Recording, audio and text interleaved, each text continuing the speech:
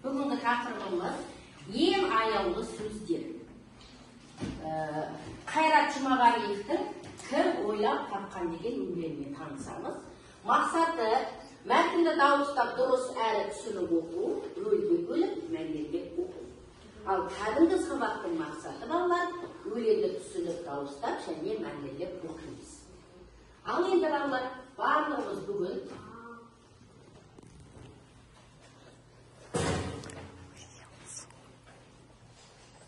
үш қадам әдісі арқылы сабағымызды бастайық. Кәдімгі орнымыздан тұрамыз. Көңіл күйіңіз қандай? Жақсы. Ал сабаққа дайындықтарың қалай? Сабақты ынталарың қалай? Тамаша. Отыра қойыңдар. Енді балалар, жаңа топқа бөлініп алдық сендермен. Енді үй тапсырмасын оқиды. Үйге қандай тапсырма берілді? Үйге не берілді?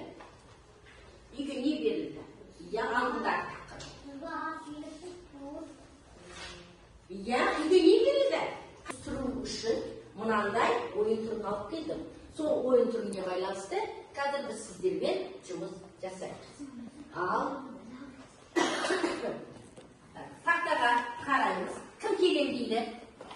Жоқ, мен не келдім қолдарыңызға? Мен дайынмын деген.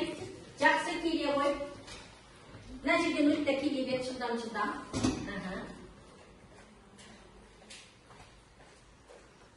Мына жерден қазір оқисыңдар, табасың. Еңші деген кімге беріледі? Оқы мына жерде қайсы? Мынау ма? Қайсы дұрыс? Еңші деген қай уақытта шығатын еді еңші деген? Ол қазір уақыт өтіп кетеді. Қайсы? Ойлан. Баса бер, қайсы деп ойлайсың? Ал бас енді. Дұрыс. Келесі. Кім келесіге келем дейді? Келе ғой, отыра бер. Жеңешенің аты кім? Айтпаймыз. Кім? Ал бас енді. Тамаша. Келесіге келем дейді. Келеді. Келе ғой, көзайым. Сәтсет деген кім? Тамаша. Отыра ғой, тағы келем дейді. Нұрай. Кім біріш көтереді, дайынмын деп сол шығады. Дұрыс айтты. Тамаша. Отырады. Қазір одан кейін тағы да ойын аяқталды. Дұрыс балалар. Сонымен біз сіздермен жаңағы қара шаңырақта Сәтсет болды. Кім болды тағы жеңешесі кім? Бәкиса болды. Ал ата әже кімнің қолында тұрады? Қара шаңырақта тұрады. Мынандай тапсырма. Жаңағы сіздермен барлық кім қандай сөз айтады, балалар қандай сөз айтады, аналар қандай сөз айтады деген жаңа барлығымыз оқып шықтық. Енді соны таңдау барысында сіздерге мынандай тапсырма берем. Бірінші, мына өлеңді берем. Мына өлеңге өздерің құрастырасыңдар да, құрастырып болғаннан кейін барып, мына сөздерді жабыстырасыңдар. Мына сөздерді. Қазір тиіспей тұратындар, мен қазір клей берем, содан кейін бар өздерін жабыстырасыңдар. Жақсы ма? Болған кезде наны басамызда біз дайын көрсетеміз. Түсікті ғой. Келесі топ. Сіздерге күннің көзі, осы күннің көзіне ең аяулы жақсы сөздерді жазасыңдар. Түсікті ма? Болғаннан кейін мынаны көтеріп, бірінші мынаны басып, сосын біз дайынды көрсетесіңдер. Міне сендерді тұр, әлі бастамаймыз. Келесі топқа сіздерге мынандай сөздер. Балалар, аналар. Осы балалар, аналарға мына жердегі сөздерді аласыңдар да, мына жерге жабыстырасыңдар. Түсікті ма? Не болмаса қоюларына болады. Түсікті ма? Ал кетті. Кітапты шетке қоямыз. 5 минут уақыт.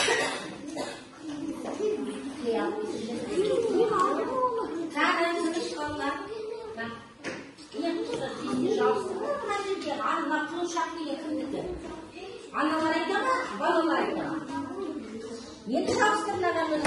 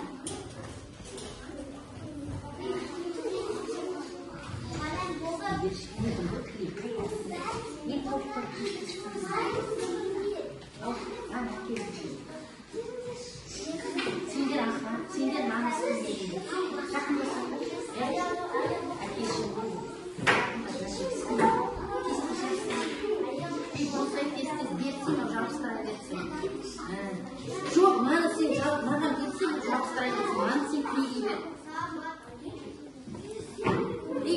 Шамалы клейдесең, жетеді сонша керек емес. Жабыстырмай. Жабыстыр. Балалар күнім деп айтамын, не? Балалар күнім деп айтамын, не?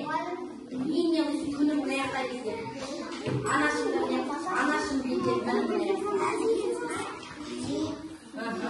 Böyle durur. Ya şapsayırsın. Neyle gelip birlikte şapsayırlar? Çok iyi kumbatlı kız değil. İyi kumbatlı. Ya iyi kumbatlı. Hani gitsin. Allah güzel. Kudretli güzel.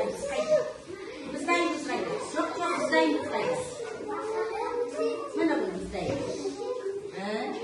Жақсы, екінші топ бітті, тамаша, қоя қой. Мынандай домбыра тұр.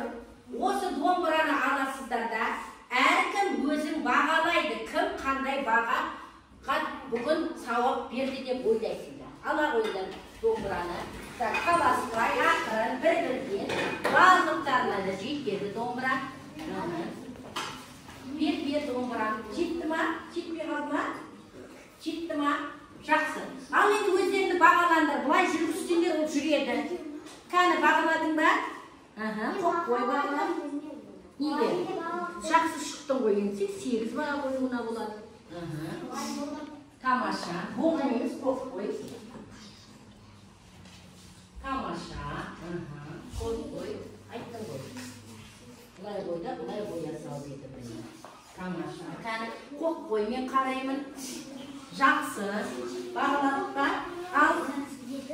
Сен өзіңді нешеге бағаладың? Кім? Мержан. Неге? Істеді сен жаңа? Мен тақтаға шықтым. Сосын? Күннің бар екенім айттым отбасындағы. Тамаша. Жақсы. Ал, неше бал қойдың өзіңе? 9 бал. Ал неге? Тақтаға шығып. Тапсырмалар? Тапсырманы орындадым. Тамаша. Тұра берсін. Тағы да жаңа сұрақтарға жауап берген. Дін Зухра. Бағаны ұшқан жоқ. Енді Дін Зухра ұшады. Аспанға міне 10. Одан кейін аспанға ұшады бізде. Әділет ұшады. Одан кейін ұшады бізде. Одан кейін бізде ұшады. Сиділда ұшады. Одан кейін бізде ұшады. Түсіпова Жанел ұшады. Міне балалар. Бүгін қаншама балалар сабаққа қатысып отырдыңдар. Енді балалар біз сендермен бүгінгі өткен сабағымызды бақа әдісімен қорытындылап көрейік. Әлі Нұркен, жылдам. Ал басып көр бала. Дұрыс емес. Келесі. Так, келе қой, жылдам. Ана аға әке сөзін кім айтады? Ой, дұрыс емес. Так, ал Мирас қол көтертпеймін.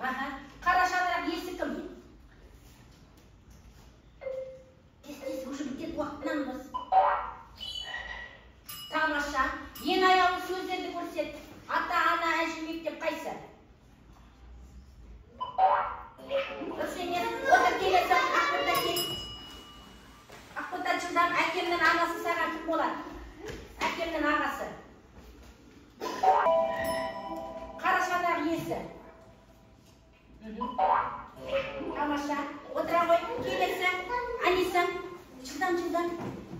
Аниса, жылдам. Күннің құлыншағын бұлдақаным. Кім айтады? Отарды сенесі. Так. Келеді. Кім? Жан Ең аяулы сөздер қайсы? Тамаша. Енді біз сіздермен кері байланыс киіз үй әдісі. Тыңдап алыңдар. Киіз үй әдісі тақтаға қарайын. Міне тұр балалар. Егер сіздерге бүгінгі сабақ ұнап, жақсы болса, жасыл киіз үйге саламыз. Егер шамалы түсіндім десеңдер, көкке саласыздар. Жоқ, мен ештеңе түсінбедім десеңдер, қызылға саласыздар. Түсінікті ма? Мен емес, енді барлығымыз ақыры келеміз да, өздерінің нелерін саламыз. Кім қанша түсінбеді?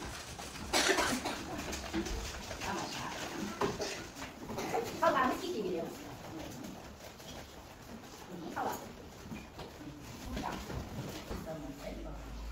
Тамаша балалар. Сонымен бізде көбісі барлық бала түсініпті. Бізде 3-4 бала ғана шамалы түсінбей қалыпты. Ал түсінбеген оқушы сыныпта жоқ. Сонымен балалар, үйде ең аяулы сөздер өлеңін жаттап келесіңдер. Осымен бүгінгі сабағымыз аяқталды.